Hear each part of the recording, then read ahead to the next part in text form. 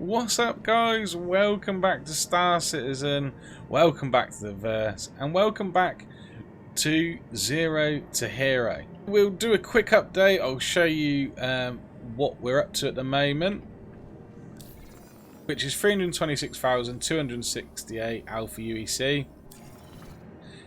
That's not great for the amount of time since I started the series, but in all honesty, I've not had as much time as I'd like to on here. Plus, to keep everything fun for me on my channel, you might have seen I've been doing quite a little bit of is that a sentence? Whatever. Been doing a bit of variety with the games, and obviously the new Star Citizen series, A Pirate's Life, which I'm really looking forward to getting further into. But yeah, just to keep everything nice and fresh and fun for myself, making videos, plus work and all that stuff. Anyway, I should actually have. Really, I should have an extra 200 grand, I'd say, but unfortunately, I did, or I was a victim of the rollback bug, or what I called the rollback bug. I don't actually know what was happening, but for some reason, you'd do missions, earn money, and then you'd log out, log back in, and you've rolled back. Sometimes even before the last time you played, which was frustrating. And was losing items, all kind of stuff. But it seems to have stopped now.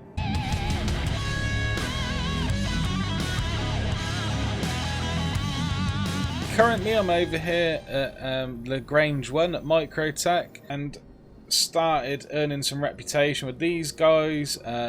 Just about to reach level 2 with the security, which hopefully will unlock some missions that will send me to caves to do essentially bunker missions, but in caves. And in the caves you can find a lot of ore and make a lot of money just from opening boxes.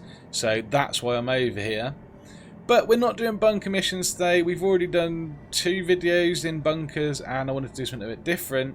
So today, as the title probably suggests, we are upgrading the Mustang Alpha. This is the mighty Mustang Alpha, my starting ship. Some of you might have started with this ship, and it's a great little light fighter. You know, it's limited with the gameplays at the moment because obviously the bunker stuff, it's nice to have storage, but there's ways around that, and I'll mention that another time with something I've been doing. But this is the Mustang Alpha. Now I want to upgrade this. I want to see how far I can get through bounty missions with the Mustang Alpha. It's something I've never done. I've been very fortunate to have some nice ships to choose from on my main account, and I've not had to stick around in a light fighter too long. But I'm curious to see how far I can get with the Mustang Alpha. So we're going to upgrade this. We're going to spend just over 100,000 UEC on upgrading it, which will put us back down to about 200k. But I think it's going to be worth it in the long run if we can get the Mustang doing high level, or you know, sort of medium tier, I would say, bounty hunting missions. We're going to be able to make some serious money with it and give us a break from them bunker missions and FPS. Although I enjoy it, obviously doing something over and over again isn't fun, and the beauty of Star Citizen is there's so much to choose from in different genres of game effectively. So yeah, I want to maximise that and upgrade the Mustang. So if we jump onto the interweb, you know, because the verse has Google, why wouldn't it? And if you Google Erkul Games, you will find the DPS calculator that is Erkul, and it's amazing. You can see my shopping list there. I'll talk about it in a moment. But this is a Star Citizen DPS calculator, essentially. You can customise all your different ships. You can see what we're wearing, my Vanguard Sentinel, so you can see all the different loadouts and stuff. You can select things. If I go back to the Mustang and we click on a gun, so we click on the Scorpion, and we can change it to whatever. So we pick this Hellion, and you can see the damage has changed over here. All these other numbers would have changed, and you can go through and decide what you want to do for your loadout essentially, and then you can make yourself a shopping list and go and get it. This is what I'm going to upgrade. Actually, I should show you. So currently the systems on the Mustang Alpha are Winter Star coolers, Zapjet power plant, Rush quantum drive, double ink shield generators, and then for weapons we've got 2 M4A cannons. That's all we've got. So we're going to upgrade all of these, and over here on Erkul you can see I'm going to get some Scorpion GT 215s and Yellow Jacket GT 210s. and they are ballistic Gatling guns. So normally I stick to lasers because, one, I'm lazy. I don't like to keep going back and reloading. I just like to keep smashing through bounties when I'm doing it. And with Gatling guns, or sorry, ballistic guns, you need to keep refilling your ammo because obviously lasers just regenerate and ammo doesn't. You have to go back to a station and rearm yourself. Now, the power difference, damage-wise between the two is quite significant. If you can be super accurate with ballistics, they are very devastating. The laser guns, such as cannons and repeaters, aren't as strong as the ballistic counterparts, but their sustained DPS is better, so they kind of make up for it in that way. But I've never really played around with the ballistic guns since I first started playing, really, when I swapped to repeaters, and I didn't have to keep going to reload, which was pretty handy. But because I'm trying to maximise the damage and the use of the Mustang, I decided I'm going to go and try out the ballistic guns because they are so much more powerful. And if I can make sure my accuracy is decent, then we should be able to smash ships out of, I was about to say out of the sky, but we're in space, but we should be able to destroy ships pretty damn quick. And yeah, I'm going to try it out, see what happens. If not, we'll swap over to the good old laser. But let me know what you think down below in the comment section, because yeah, lots of people have different loadouts for different reasons in Star Citizen, and it is actually quite an interesting topic to get into, and you'll never know what ideas you might get from speaking to other people, or what setups people use and why they use them. Which, talking of setups, something some people might not suspect is my shield choice of going with a Mirage. Now, the Mirage is a stealth shield, but it's actually the same HP, recharge time, and HP per second as my favourite shield for this size, the FR66, which is something I've used forever. I always use these shields until recently I started using the Mirage. Now, I don't know how much difference one stealth component makes when you're not using stealth on other stuff. But it's nice to have at the back of your mind that you've got a stealth shield. It might lower your printing space just that little bit, enough to give you that extra bit of time to get away from danger or to stay hidden. But I've been using them recently. They are a bit more expensive than the FR66, but I'm going to stick with them. And, just something a bit different, just to use something that's not the FR66 for a change. Now, the main difference really is the cooler efficiency is much better on a Mirage. Doesn't take as much cooling as the FR66, but the FR66 has much more sort of damage mitigation, I suppose. I don't quite know how the distortion shutdown damage and distortion max reboot time works, but it does have better numbers for that than the Mirage, and also its health is slightly higher. If we click on the Mirage, you can see it's only got 106 HP compared to the 200 and something of the FR66. Now, having said that, I've not had any issues with them, so for that reason I just stick with the Mirage. But if you've got a different opinion on it, then let me know down below, and again, let me know what your choice of shields would be for the size 1. If you're new to the game, I would probably recommend the FR66, but again, for me, I'm going to go with the Mirage because it's something I've been using recently, and I'm just going to stick with it. Not going to upgrade the power plant or the coolers, because you can see from these numbers here, this little lightning arrow is your power, and we're sort of just over 50%, so that's fine. And this is calculating with everything running or charging, so that is with maximum power output, and we've got plenty left to spare, so we don't need to upgrade the power plant. The coolers, again, you can see there we're using hardly any of the cooling rate, and this is all calculating assuming it needs to be cooling, so we don't need to upgrade the coolers. The other change we're going to make is a quantum drive. We're going to swap to the Atlas. The Atlas is my go-to size 1, and it's also it's sort of an all-rounder. It's got good fuel economy, good distance, good speed, and it's just a reliable old quantum drive, much better than the standard quantum drive on the Mustang. And yeah, it's my go-to. I always get the Atlas. Again, let me know your thoughts down below and what ones you like to use, and obviously it's insightful for other people. But yeah, that's my choice. So once you've decided what your loadout is, and I'll do another video maybe some other time about Erkul if you are interested in how it all works. I just use it very basically. I go through, I choose different options in these sections, I check the numbers, and whatever I think looks good, that's what I go with. And you can play around, you can get builds off of other people, you can watch videos on YouTube and there'll be links to their builds they're using for their ships, that kind of stuff. It's a really cool website, and we'll look at it another time. But once you've got your setup, you click on the shopping cart up here. Once you've added it to the shopping cart, I might add, you actually have to click the option here to add items to cart. Obviously I've already done it, and then you can see what you've got to get, and you can see there the grand total is going to be 118,184 Alpha UEC. It's pretty accurate. I'm pretty sure this is accurate at the moment. Sometimes it gets a bit out of date and they have to update stuff, but they are actively updating this all the time, so it's not normally an issue. The other great thing is it will show you where you get these items that you've chosen, and if there's options you can choose where you want to go. And obviously I'm over by Microtech at the moment, so I'm selecting the closest points to me to go and collect these. Now we've got all that on order, we better go and collect it.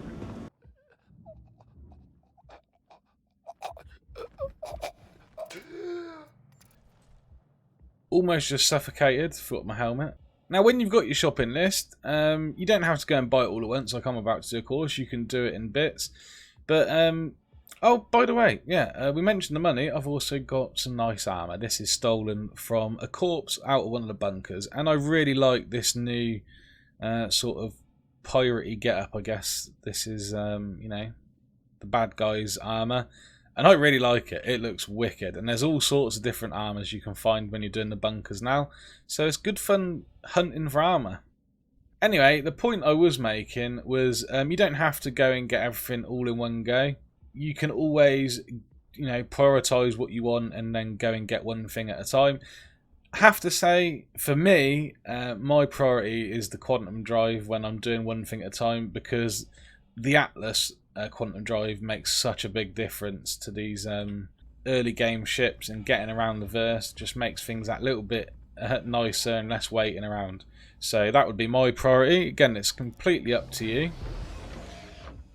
And then after that I would probably go for my shields and get my weaponry last, because, you know, it'll be nice and tanky, especially when you're new to the verse. But if you're quite confident that you don't take much damage, then go ahead and get your weapons first. But yeah, sort of prioritise things. But I'd definitely get your quantum drive first. It makes things much, much easier to get about with. But on this occasion, I'm going to go to the furthest thing away from me first, which is Hurston L5. So that's where I'm going to go. Then Hurston L2, and then back over to Microtech, get my weapons, and then we'll go and try out the setup. Oh, do you know what, actually? Okay, we'll jump to Hurston. We'll take this mission. Alright, we'll jump over to Hurston, actually, and we'll do this bounty. The reason being, we can sort of have a reference for how much of an upgrade these items make.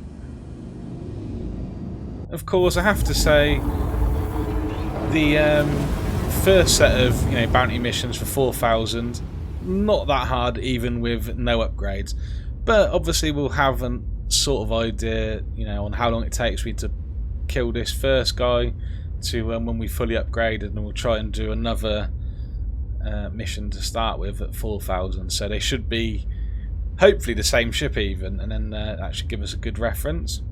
But yeah, we'll try this one out first, and then we'll get the gear and see what it's like after. Alright, so we've made it over to Hurston. This dude should be over here somewhere.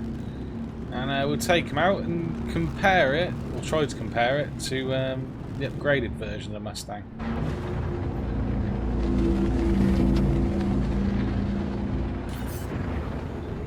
And this currently does have gimbal.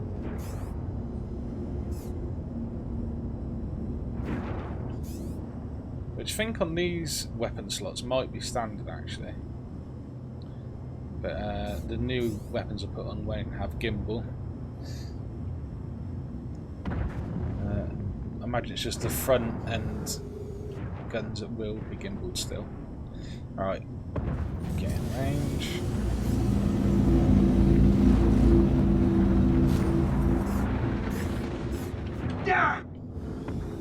If you don't know what gimbal is, it just basically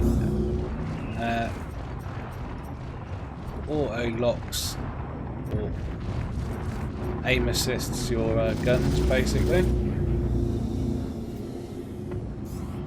Fixed cannons or fixed guns go exactly where you're pointing.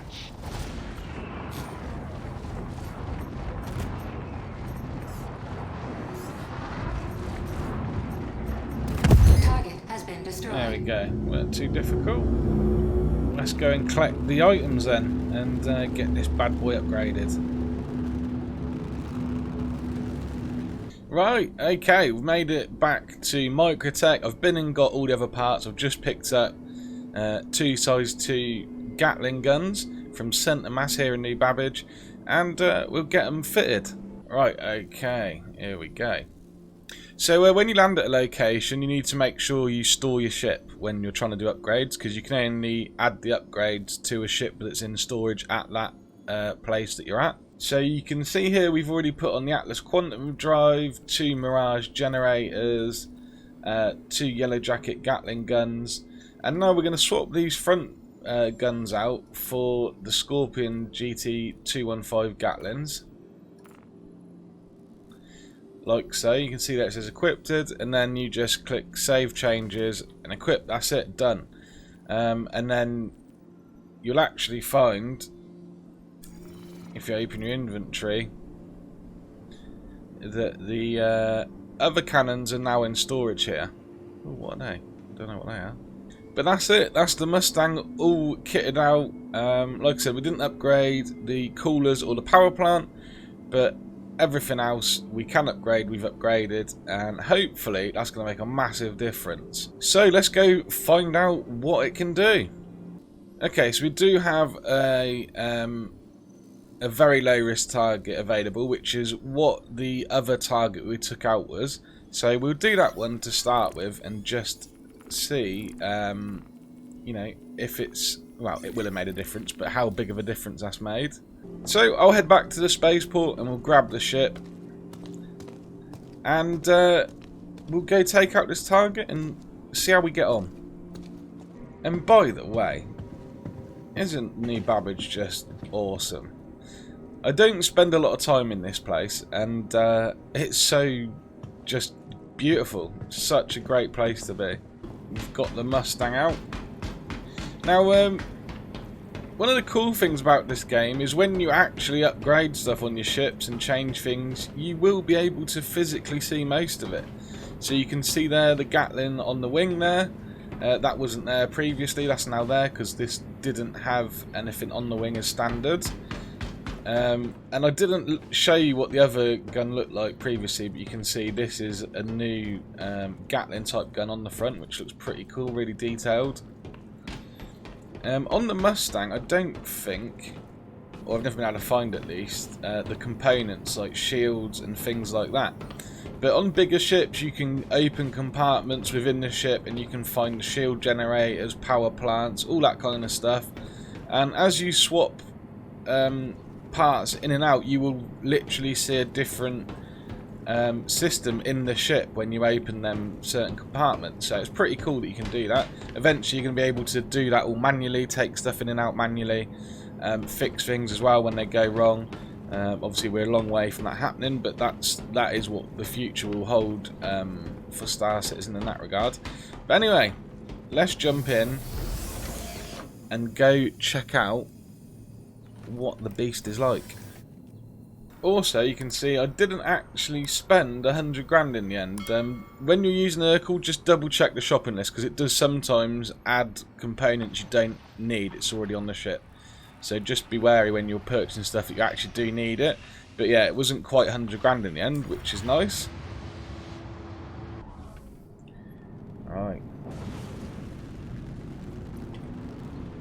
Okay, somewhere over here we should find the target. A bit misty over here on Calio. Could have done with some better weather. Not going to be able to see much here, but let's see how this goes.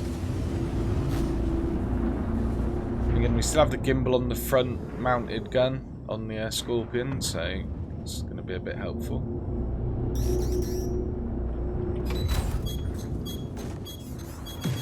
Have fun with that.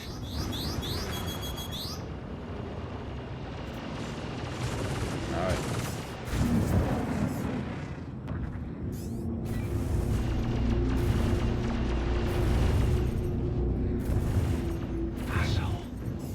Oh, it's a Gladius.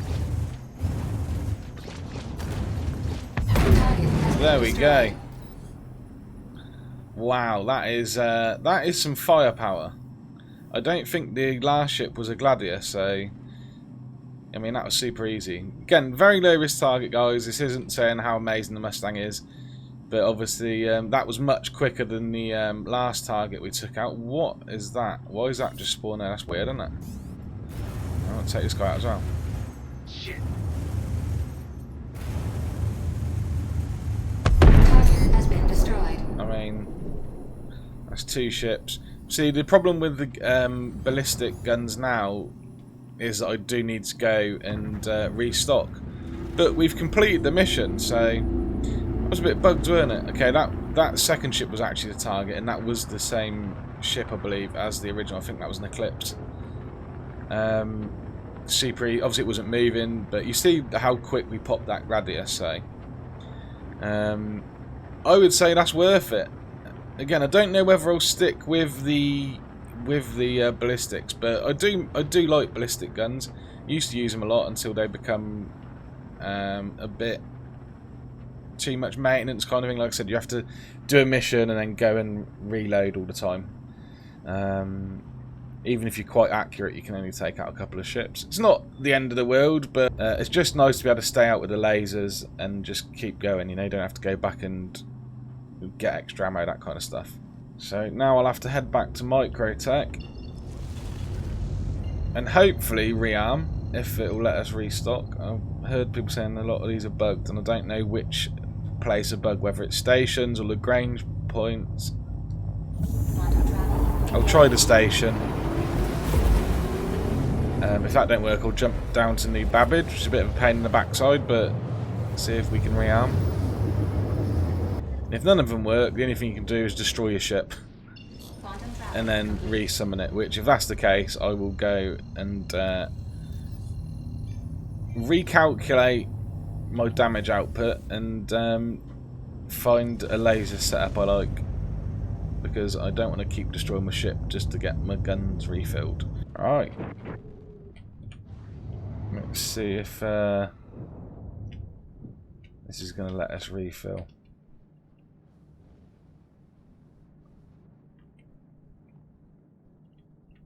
Landing complete. Have a pleasant.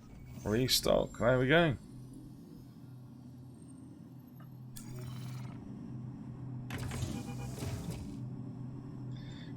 Sweet, that's worked. Right, while waiting for the fuel, we will see what other bounties are available. Right now, a low risk is the highest I can do. So I need to get cracking through the Bounty Hunter Guild qualifications. But we'll go try this one. This will be a little bit tougher than the last one, but not much. So he's in the middle of nowhere. Going to have to try and drop ourselves in a bit closer. Shields disabled. Welcome. Your journey begins now. Oh, that was as close as I could get. And now we've got the amazing sound bug, which really grinds my gears. It's so frustrating. Oh god. I've turned it right down, so apologies for lack of sound right now. But it is so annoying. Oh my god. Alright, here we go.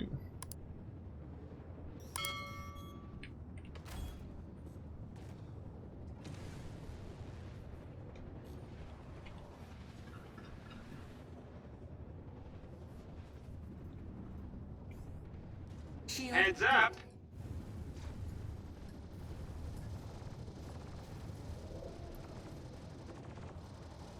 Oh, he's in an Aurora.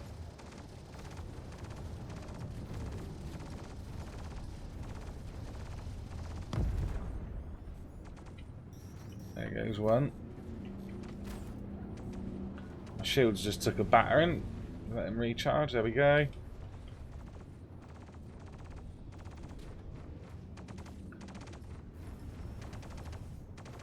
Oh, it's an Avenger Stalker. Son of a bitch. Weapon ammunition low. Sweet. Target has been destroyed. Don't know if we've got enough for this last dude. What's he in? M50. Okay, if we can hit him, we should be able to pop him. Weapon ammunition low.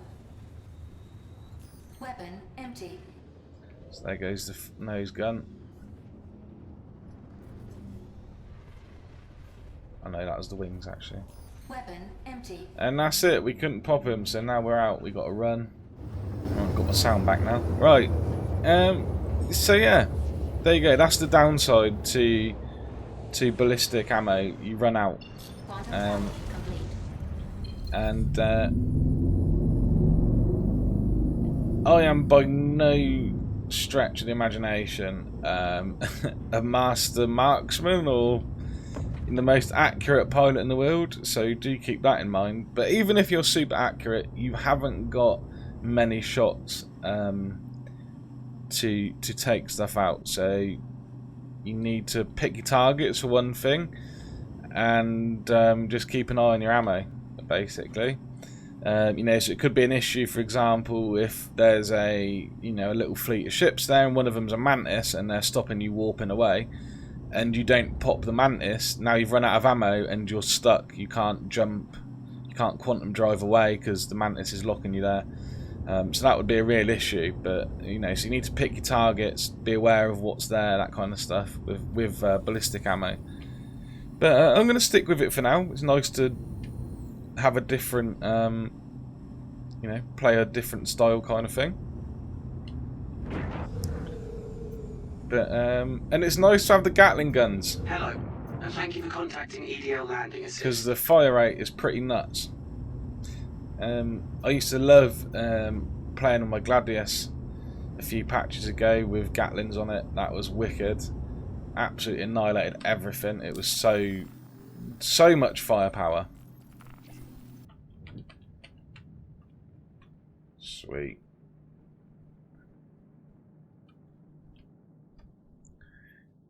Don't look too damaged, does it? It looks like the shield's done a good job. They almost went at one point. But looking good.